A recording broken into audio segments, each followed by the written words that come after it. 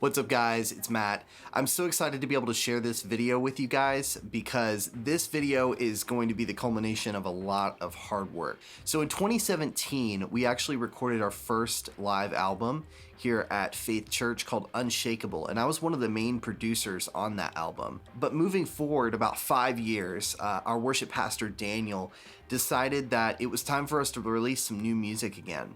So we went on a writer's retreat, and he came back with this song called Worthy to be Praised. With this project, I actually had the opportunity to be the recording engineer and mix, while also doing some co-production as well. Daniel was the lead producer on this song, so I want to make sure he gets full credit for that because he did almost all of the production on it. But I did get to record it, and I was also the mixing engineer for the song. So this video was the start of a series that we posted on our Instagram page, but I'm actually going to be moving this series over to my personal channel. So if you hear me reference anything in the video about Tone Series, that was the series that we had started prior. We are no longer working on that series, and everything that I've done for that series is going to be happening right here on this channel. So you're going to want to make sure that you subscribe if you like this content and give the video a like if you can. This video is going to be the first video of a mix breakdown series that I'm working from Worthy to be Praised. So there's probably going to be a few more videos where I'm going to go a little bit more in depth on some specific settings and plugins that I'm using. But this one's going to be a general overview of our drums and our vocals. Anyway guys, I hope you enjoy this video and let me know what you think in the comment section below. If there's anything that you want me to make, any videos you want me to make, just let me know. So we got drums soloed out here, and I'm going to give you a little taste of what they sound like.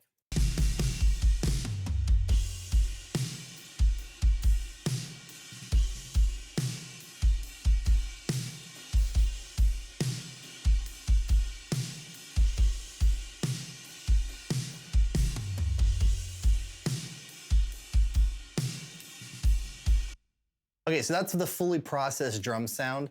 That's with all the reverb and everything on each instrument.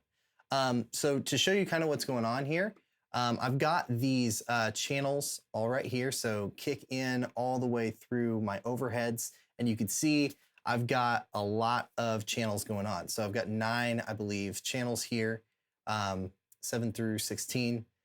And then I have a couple buses right here that are doing some interesting processing. So number one, key thing to understand, in this mix, we did use samples quite a bit on our shells. One of the misconceptions though with samples is that as soon as if you're gonna sample replace your drums, it doesn't really matter what your drum tone sounds like. And that's just not true, because your overheads are capturing your entire kit and the performance of your drummer. So if your overheads are capturing your entire kit and then you go and layer a sample in that doesn't quite work with the vibe of your drum kit, to compensate for a lack of tone or something, anything that you would use a sample for, if it doesn't mesh well with what you're actually capturing in your from your overheads, it's going to sound fake. It's not going to sound real. So you want to make sure that the samples that you're using are not too far away from what your overheads are capturing on your drum kit itself. So for example, what I would probably do is choose drum samples that are going to be the same size shell and similar timbre as far as the resonance of the shell itself. It's even a good idea to record your own drum samples. They may not be as clean or processed as some things that you buy online, but it might actually work better for your context to create your own drum samples. That would just be as simple as isolating one instrument like your snare or your kick and hitting that and running through the velocities in order to capture that sample and then loading it into a program like Trigger. We're not getting super deep into that today. Just wanted to explain to you that we are using some samples. So I'm going to solo out my kick in here and show you what it sounds like on its own.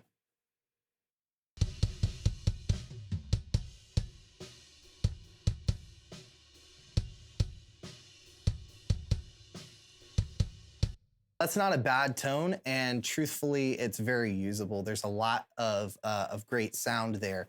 But in the context of a whole recording, it may be more useful to use a sample that's nice and clean and doesn't have all that bleed in it.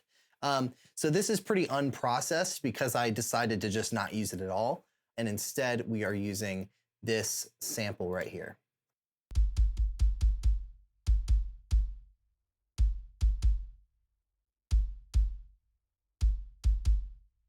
So you can see it's a lot punchier right out of the box. There's not, it's hard to compare those two things. So that's what the kick sounds like. Moving on to snare, we're using a sample as well, but we're also blending it in with the original snare sound. And that's another reason why it's really important to have great sounding drums and to make sure that they're well tuned with clean, good heads on them. And to not neglect your drum kit just because you're going to be sample replacing. So here's what the sample sounds like.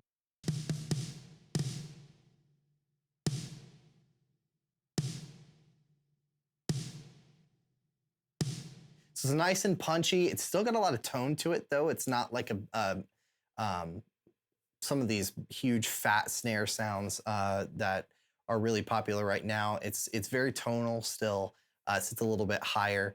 And that's because our snare was tuned in a similar way. So let's listen to what our snare top sounds like.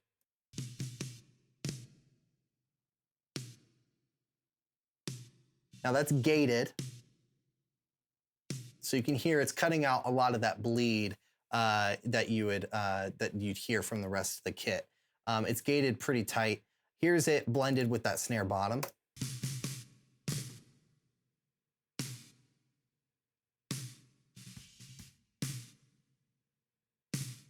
That's not a bad snare sound at all. But in this, in the context of this mix, with how important the snare sound is, it really made sense to do some sample replacement and blend all of those in together. So here's what all three of them sound like.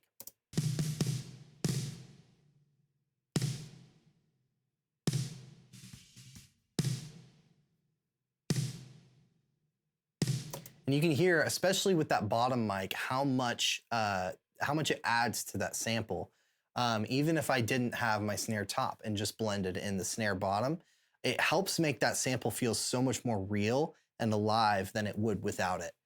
So that's why it's really important to have really good drum tone to start with. Moving on, let's listen to what our toms sound like. So this is a sample replace tom, as well as the floor toms. So here's what they both sound like together. So you can hear they're very tonal, and they've got a bit of tail in them. I chose those samples specifically because of how much resonance they have. I liked that the tail end of the toms, and I did not feel like our live toms were giving that to me. So that's why I chose those. Now, they blend really well with our actual toms. They're tuned in a similar way, so you don't have competing tunings, shell tunings in your overheads, which is really important. So here is probably the most important part of a live capture like this. It's gonna be your overheads, and here's what they sound like just dry.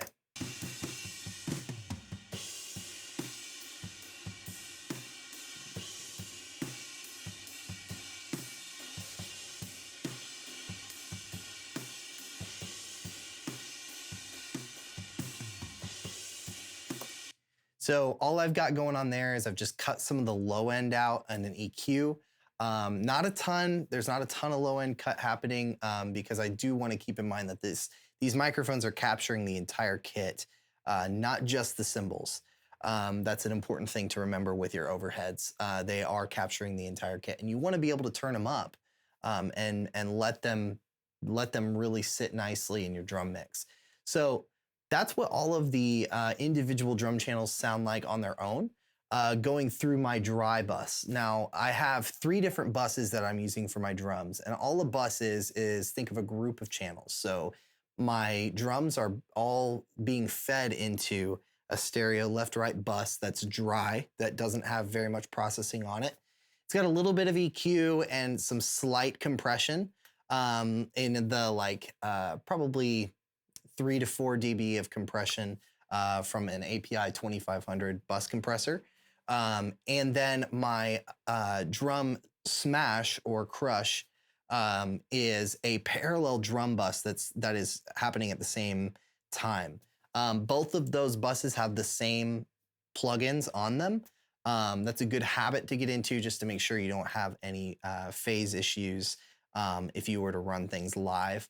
But my parallel compression that's happening there, the reason that you run your drums in a parallel bus compression style thing, New York style compression, is that it allows your drums, the punchiness of your drums, that transient, the initial note of all of your drums to cut through the mix while still allowing your crush bus to crush everything and get rid of all the dynamic range of those drums and add sustain to it.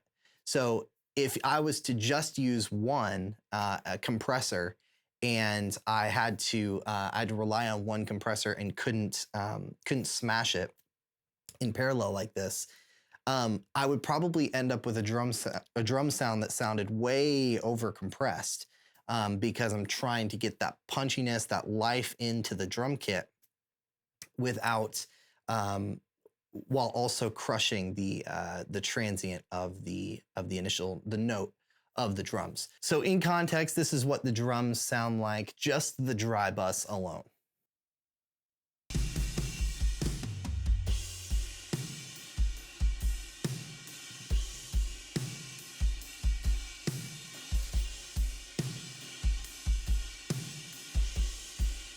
They sound great, but they could have a little bit more life to them. So let's add in the crushed bus. This bus has about 15 dB of compression at the most. And yeah, it's pretty heavily compressed.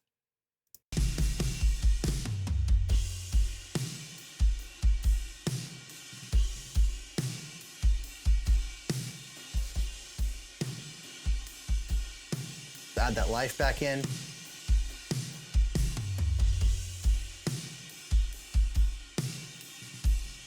And that's what the parallel compression is doing for us. There is one more bus on here. It's called the kick snare bus. And what I'm doing with that is I have my kick and my snare being fed to this bus. And it's adding an extra layer of saturation. Saturation is kind of like distortion or overdrive. It's adding a little bit more dirt to the kick and the snare. And it can help make your kick and your snare just sound a little bit more forward in your drum mix. So let's blend that in now.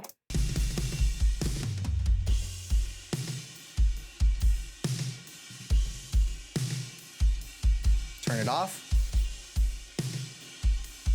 Let's put it in.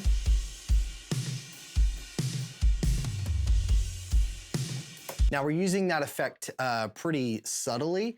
But you might have just been able to hear that little bit of edge that it adds to your kick and your snare. All right, so now we're gonna move on to the lead vocal of this song, which is gonna be Mallory's vocal and her dub that she did in the studio.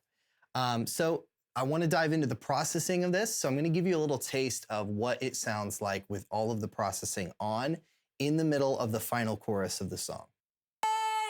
You are worthy to be praised. You are worthy to be praised from age to age and from every generation. You are worthy to be praised. Cool, so that's what her voice sounds like with all of the processing on it. Now we're going to take all of that processing off and hear and we're gonna go in stages of what we did to make it sound like this. And this is what it sounds like dry. You are worthy to be praised. You are worthy to be praised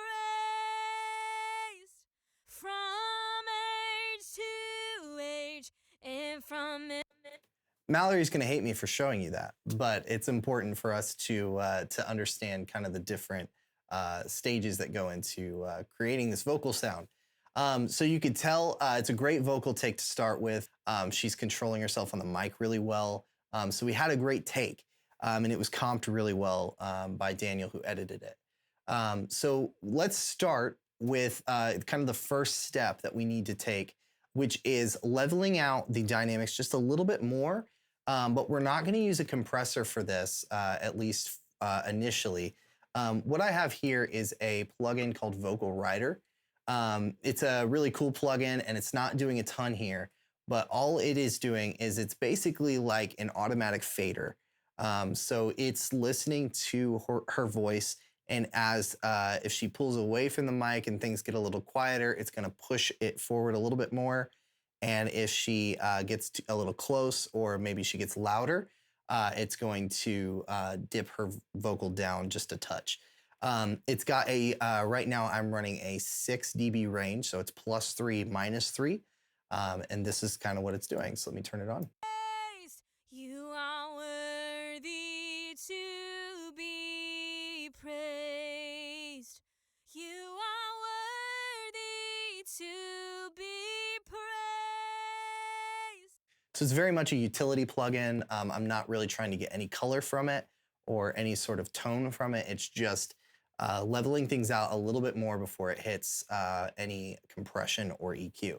The next plugin that is in the chain is going to be RVox, which is a first layer of compression. So yes, I compress before I do any EQ or pitch correction. So RVox is a really, really clean vocal compression. And all I'm using this for is the same thing Vocal Rider's doing. It's just, I don't really like to do a lot of things with one plugin if I can help it. I like to kind of spread the load out. And that works really well usually because it keeps, it allows you to use your plugins more subtly, and it allows you to use more plugins later just to add color instead of trying to use your coloring plugins to do a bunch of utility stuff. So like I said, this compressor is very transparent. It's very clear. So all it's doing is it's going to knock about between 3 and 5 dB of compression on her voice. You are worthy to be praised. You are worthy to be praised. So we got a layer of compression going into pitch correction, which is the next plugin that we have going on. I'm using Waves Tune Real Time for this, set to D major, which is the original key of the song. And you can see I've got it I've got it slowed down a lot. I'm not using a very quick speed or note transition time. It's going to be very subtle. And the reason for that is I like to do the brunt of my pitch correction in Melodyne, because Melodyne has a much better algorithm and it's able to pick out individual notes. You have more control over where things are, and it's not going to dramatically change the timbre of the person's vocal. So I do use both because I find that a lot of times whenever you're using Melodyne and you're trying to get a really, really clean correction, sometimes it's easy to overthink it, and it's nice to have just a little layer of pitch correction behind it to correct the little things that maybe you don't want to spend a ton of time working on in Melodyne. So that's what I'm using Waves Tune Real Time for here. And we're going to go ahead and go into our EQ section. I am using the SSL channel strip. It is the E channel channel strip. This is a great plugin pretty much for everything across the board. It just sounds amazing, and it's got a lot of cool features in it. And it's got a compressor built in, gates, expansion. It's got a gain trim, EQ, all of your filters, lots of stuff just built in right here so you don't have to do it with multiple plugins. The main thing I like the E channel for is the filters, your high pass and low pass. They sound really, really musical. Something about the slope just lets you crank them up, and they're very forgiving. You're not going to lose a ton of low end immediately just by cranking up the high pass filter. So this is where you're going to probably notice the first big change in tone for her voice, because we're going to be taking out a lot of low end in her voice. So I'm going to play it with it turned off, and then I'm going to bring it in. You are worthy to be praised. Bring it in. You are worthy to be praised. From age to age, and from every generation, you are worthy to. Now you can see that plugin is doing a lot. Now it's not just EQ. It's important to note too, I do have it gain trimming up a little bit. So you will notice that I didn't have that gain matched. I apologize. But that is what we're using that plugin for. So then we start going into our many layers of compression. That's actually going to start to color the sound quite a bit. So the first layer of compression that we have here is an 1176. Very quick compression, and we're gonna really be getting a lot of dirt and saturation from it. So I'm gonna bypass it, and then I'm gonna bring it in. You are worthy to be praised. Bring it in.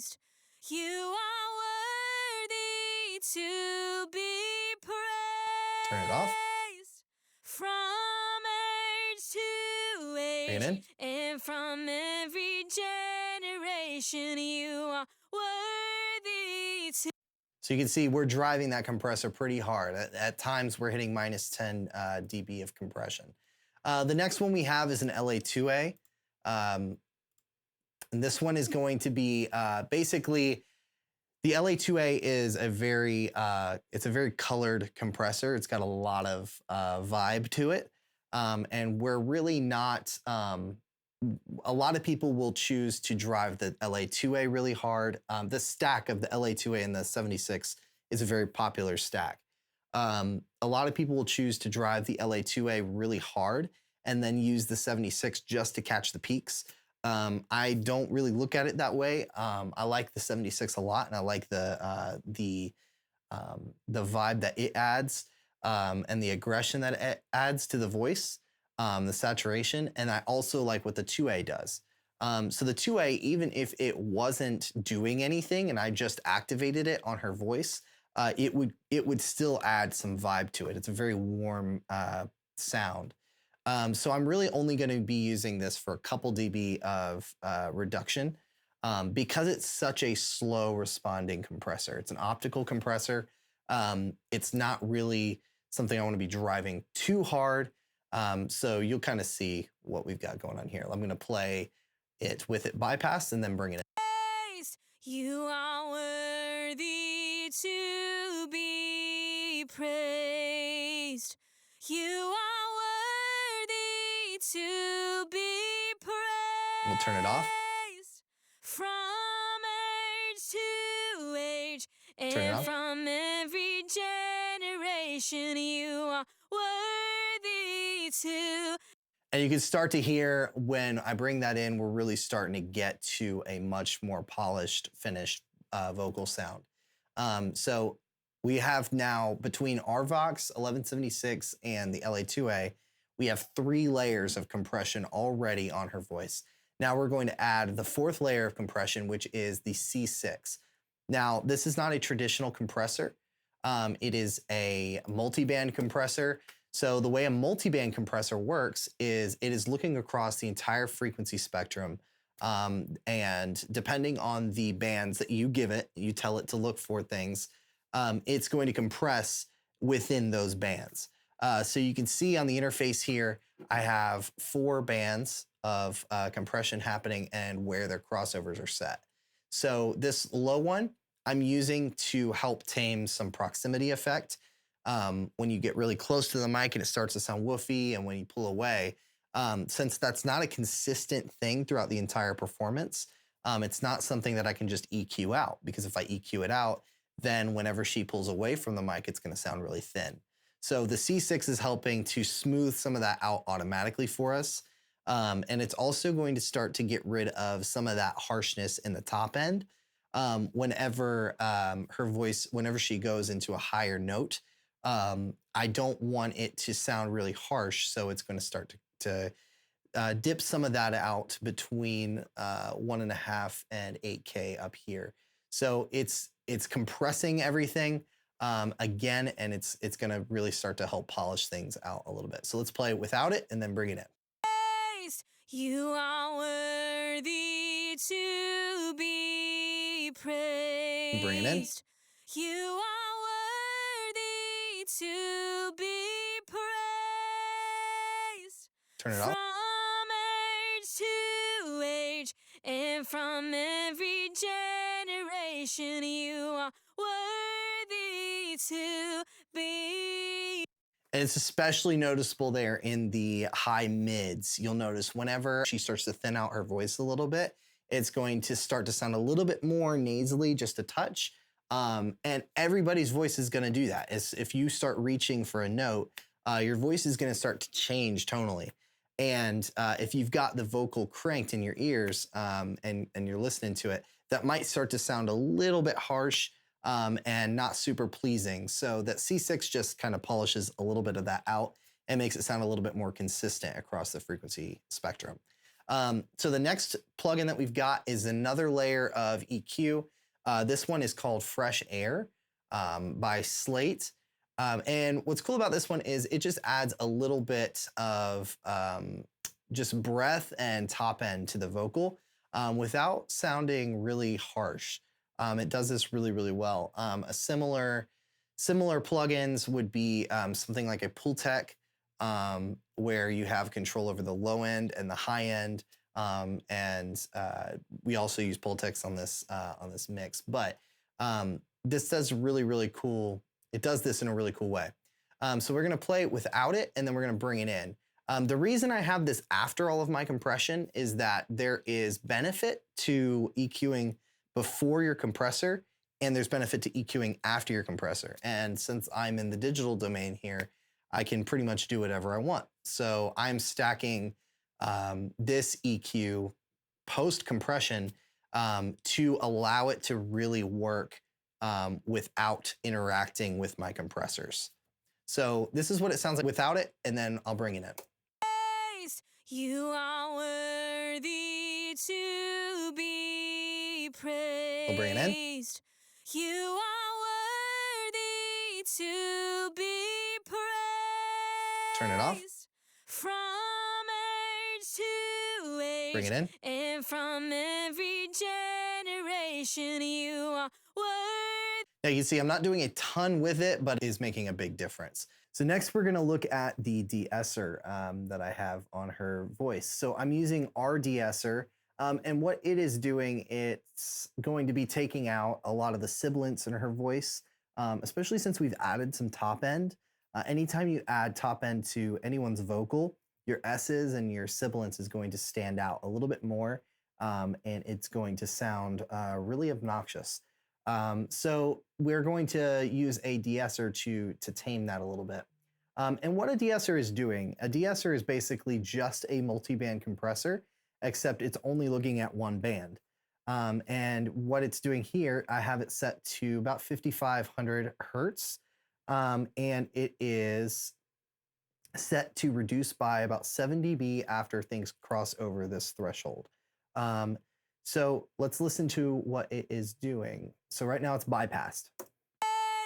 You are worthy to be praised.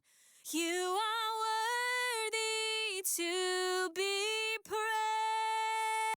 Now here's the thing, we have a little bit of saturation on her voice, and we're using a really nice analog preamp that we were driving when we recorded her voice. So the saturation that we're adding is actually masking quite a bit of that sibilance. So we're not having to do a ton of work on the back end. So you can see I don't have this set very aggressively. We're just gonna pull this in and make sure it sounds good. You are worthy to be praised. You are worthy to be praised.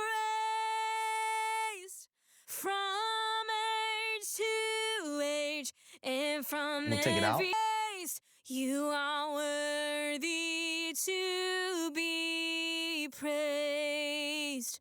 You are worthy Add it back in. to be praised. From age to age. Yeah, so it's not having to work super hard, like I said, because we're adding quite a bit of saturation in other ways to her voice.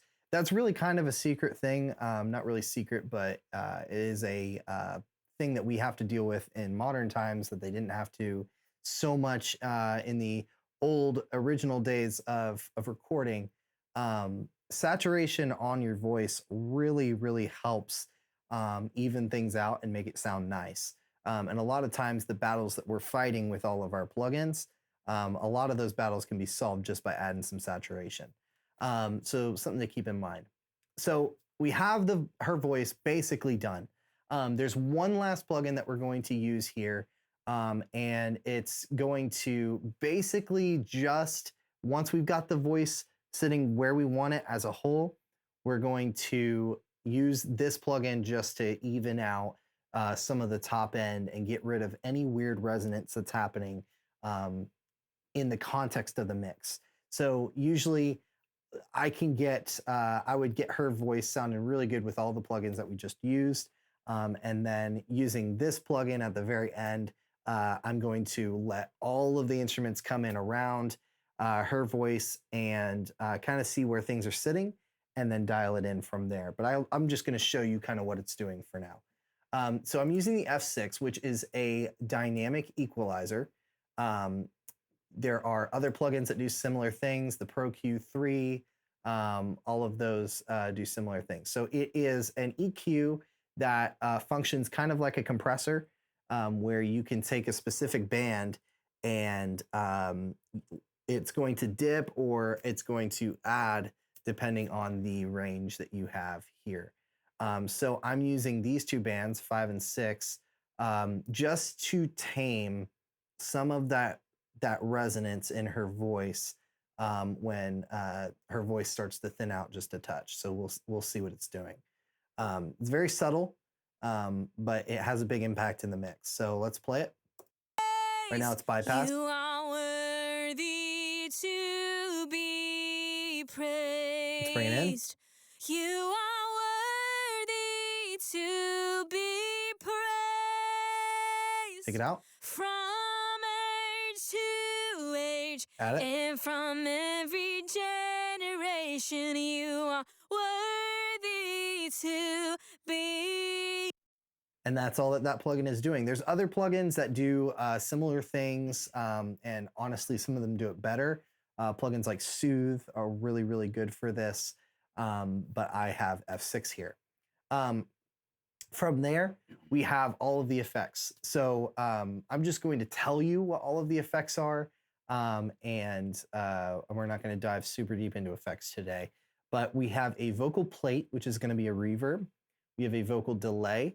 We have a vocal chorus, a vocal slap delay, and then we have the glue verb for the entire mix. So the plate, that's just going to be my generic vocal reverb. It's a plate reverb. The delay is going to be an echo, and I'm pretty sure I have it set up in a ping pong. So it's going from the left speaker to the right speaker and back just to widen things out a bit. The vocal chorus is an interesting one because it is a chorus, but it also has a bit of saturation on it. More in the distortion side than saturation. And then the vocal slap is going to be, it's just a slap back echo. And it allows you to not have to drive your room mics as hard to still make it sound like it's in a space. The vocal slap and the glue verb are both doing that together. So those are what these two right here kind of make things sound like they're in the room that we performed this song in. So let's start to pull these in one by one.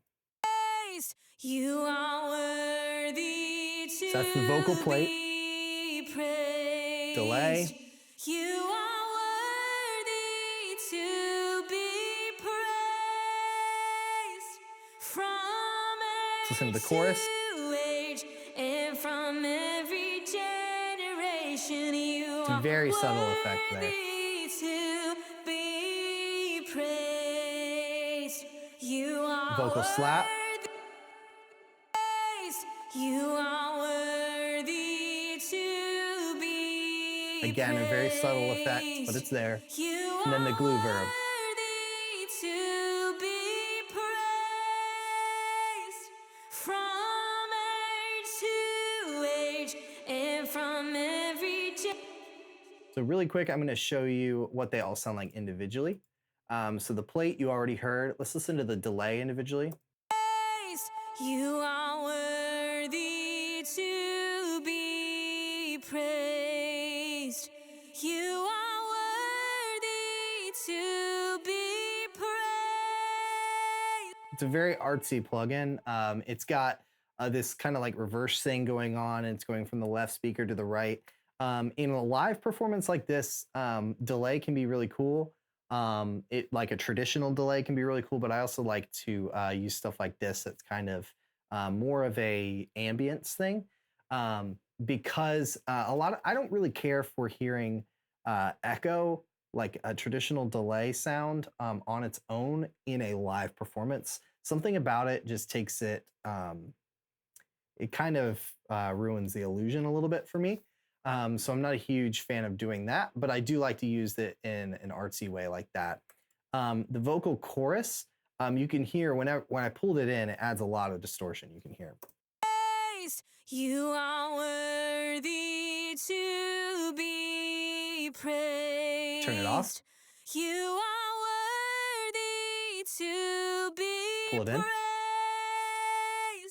from age to age and from every generation. That plugin, that's adding a lot of vibe, and it's one of those in a whole mix. Sounds amazing.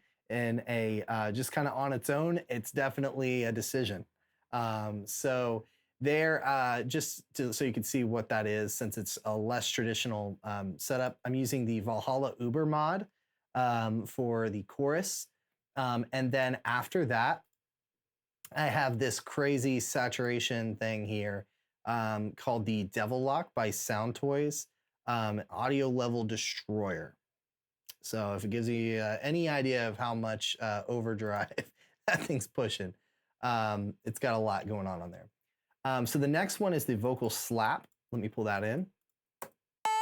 Without it. You are worthy With to it. be praised. You are worthy Very subtle effect. to be praised